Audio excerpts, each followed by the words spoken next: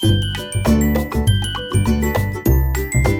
बच्चों, आप सभी का हमारे YouTube चैनल एडग्रेड लो क्लासेस में स्वागत है। बच्चों, आज हम आपके लिए एडग्रेड अभ्यास पुस्तिका विशेष सामाजिक विज्ञान लेके आए हैं, जो कक्षा 7वीं के लिए। और इस पुस्तक को मध्य प्रदेश राज्य शिक्षा केंद्र भोपाल द्वारा वर्ष 2023-24 के लिए बनाया गया है। और आज हम इस वीडियो के माध्यम से आपको विशेष सामाजिक विज्ञान का भाग 3 सामाजिक एवं राजनीतिक जीवन का अंतिम अध्याय कौन सा आएगा, आपका अध्याय 4 बाजार में एक कमीज से संबंधित प्रश्नों को हल करके बताएंगे।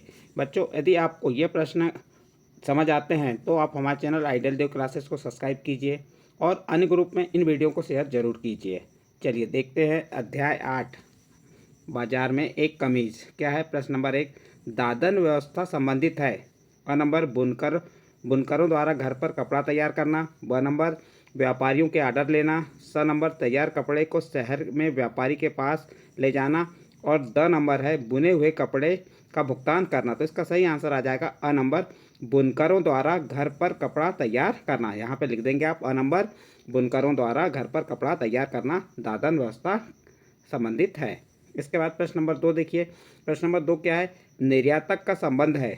क नंबर, बाजार में माल बेचना। ब नंबर, मॉल में माल बेचना। स नंबर, विदेशों से में माल बेचना। और द नंबर, साप्ताहिक बाजार में माल बेचना। निर्यातक का संबंध किससे? तो इसका सही आंसर आ जाएगा स नंबर, विदेशों में माल बेचना। नेक्स्ट प्रश्न है प्रश्न नंबर 3, संसार के सबसे विशाल कपड़ा बाजारों में से एक भारत के किस राज्य में स्थित है? संसार के सबसे विशाल कपड़ा बाजारों में से एक भारत के किस राज्य में स्थित है? A number, Uttar Pradesh. ब नंबर, तमिलनाडु। स नंबर, महाराष्ट्र। और द नंबर, मध्य प्रदेश।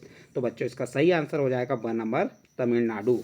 इसके बाद नेक्स्ट प्रश्न देखते हैं प्रश्न नंबर 4। प्रश्न नंबर 4 क्या कह रहा है? कपास के फल जिसमें रुई भरी होती है उसे क्या कहते हैं? तो उत्तर बता देंगे, कपास के फल जिसमें रुई भरी होती है उसे डोडे कहते हैं। इस प्रकार प्रश्न नंबर 4 का उत्तर कंप्लीट। इसके बाद नेक्स्ट प्रश्न है आपका प्रश्न नंबर 5, मुनाफा शब्द का क्या अर्थ है? तो आप उत्तर बताएंगे, जो आमदनी हुई उसमें से सारे खर्चों को घटा देने के बाद बचने वाली राशि मुनाफा कहलाती है। तो इस प्रकार से आपका प्रश्न नंबर 5 का उत्तर भी कंप्लीट होता है। नेक्स्ट प्रश्न आता है आपका प्रश्न नंबर 6। चलिए प्रश्न नंबर 6 क्या कह रहा है? प्रश्न नंबर 6 में दिया है, स्वप्ना को अपनी रुई स्थानीय व्यापारी को बेचने के लिए क्या हानि हुई? तो उत्तर देखिए, स्वप्ना को अपनी रुई स्थानीय व्यापारी को बेचने से कम मूल्य प्राप्त हुआ, क्योंकि स्वप्ना ने स्थानीय व्यापारी से ऊंची ब्याज दर पर कर्ज लिया था। इस प्रकार प्रश्न नंबर 6 का उत्तर कंप्लीट। इसके बाद नेक्स्ट प्रश्न आता है आपका प्रश्न नंबर 7, बुनकर क्या काम करते हैं? तो आप उत्तर बताएंगे, बुनकर लोग अपने गांव में कपड़े तैयार करते हैं। बुनकर व्यापारियों से सूत लेते हैं और तैयार कपड़ा देते हैं। बुनकर तैयार किए हुए कपड़े को शहर में व्यापारी के पास ले जाते हैं। इस प्रकार बुनकर क्या काम करते हैं वो आपको हमने बता दिया। आपका प्रश्न नंबर 7 कंप्लीट हुआ। इसके बाद नेक्स्ट प्रश्न आता है आपका प्रश्न नंबर 8, दादन व्यवस्था को समझाइए। प्रश्न नंबर 8 क्या है? दादन व्यवस्था को समझाइए। तो आप उत्तर बताएंगे, कच्चे माल को प्राप्त करने के लिए बुनकर व्यापारी से सूत लेते हैं और उन्हें तैयार कपड़ा देते हैं। यह व्यवस्था दादन व्यवस्था कहलाती है। दादन व्यवस्था में व्यापारी बुनकरों को बहुत कम पैसा देते हैं। इस प्रकार आप प्रश्न नंबर 8 का उत्तर कंप्लीट कर सकते हैं। इसके बाद नेक्स्ट प्रश्न आता है आपका प्रश्न नंबर 9। प्रश्न नंबर 9 क्या कह रहा है? बुनकरों के लिए सहकारी संस्थाएं क्यों स्थापित की गई? तो उत्तर बताएंगे, दादन व्यवस्था में व्यापारी बुनकरों को बहुत कम पैसा देते हैं। व्यापारियों के ऊपर निर्भरता को कम करने और बुनकरों की आमदनी बढ़ाने के लिए सहकारी संस्थाएं स्थापित की गई। एक सरकारी संस्था में लोग इकट्ठे होकर परस्पर लाभ के लिए काम करते हैं। बुनकरों की सहकारी संस्था में बुनकर एक समूह बनाकर कुछ गतिविधियां सामूहिक रूप से करते हैं। इस प्रकार से आप प्रश्न नंबर 9 का उत्तर लिख सकते हैं। नेक्स्ट प्रश्न आता है आपका प्रश्न नंबर 10, बताइए क्या एक बड़ा बाजार सबको लाभ पहुंचा सकता है? तो उत्तर देखिए, एक बड़ा बाजार सबको लाभ नहीं पहुंचा सकता, क्योंकि बाजार से धनवान और शक्तिशाली लोग ही सर्वाधिक लाभ उठा सकते हैं। ये वे लोग हैं जिनके पास पैसा है, अपने कारखाने हैं, बड़ी बड़ी दुकानें हैं और बहुत ज़मीनें हैं। गरीबों को अनेक चीज़ों के लिए धनी और शक्तिशाली लोगों के ऊपर निर्भर रहना पड़ता है। तो इस प्रकार से आप प्रश्न नंबर 10 का उत्तर लिख सकते हैं। इसके बाद नेक्स्ट प्रश्न आता है आपका प्रश्न नंबर 11। प्रश्न नंबर 11 क्या है? कपास मंडी से धागा बनने तक की कपास की यात्रा को समझाइए। चलिए देखते हैं इसका उत्तर। कपास मंडी से व्यापारी कपास बेचता है। इस कपास को मिलें खरीद लेती हैं।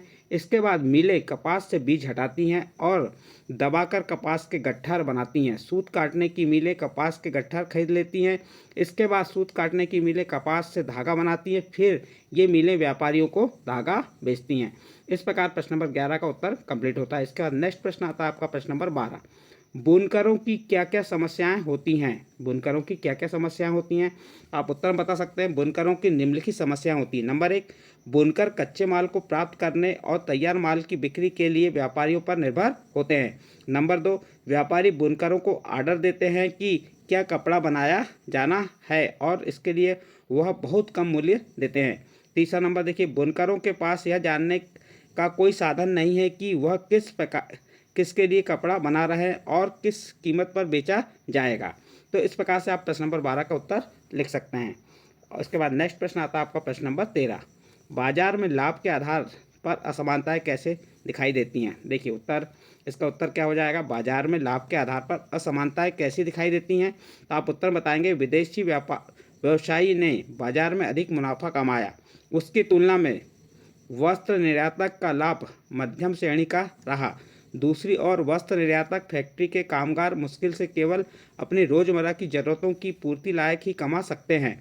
इसी प्रकार हमने देखा कि कपास उगाने वाले छोटे किसान और बुनकरों ने कड़ी मेहनत की, लेकिन बाजार में उन्हें उनके उत्पाद का उचित मूल्य नहीं मिला। व्यवसायी या व्यापारियों की स्थिति बीच की ही है। बुनकरों की तुलना में उनकी कमाई अधिक हुई है, लेकिन निर्यातक की कमाई से बहुत कम। इस तरह बाजार में असमानताएं दिखाई देती हैं। इस प्रकार आप बच्चों प्रश्न नंबर 13 का उत्तर को लिख सकते हैं। यहाँ पे यह प्रश्न कंप्लीट होता है। और इस प्रश्न के साथ ही आपका अध्याय कौन सा था? अध्याय 8, बाजारों में एक कमीज। इसके प्रश्नों के उत्तर आपको हमने बताया। यदि इसके प्रश्नों के उत्तर आपको अच्छे लगे हो तो आप हमारे चैनल आइडियल देव क्लासेस को सब्सक्राइब कीजिए, लाइक कीजिए एवं अन्य ग्रुप में शेयर जरूर कीजिए।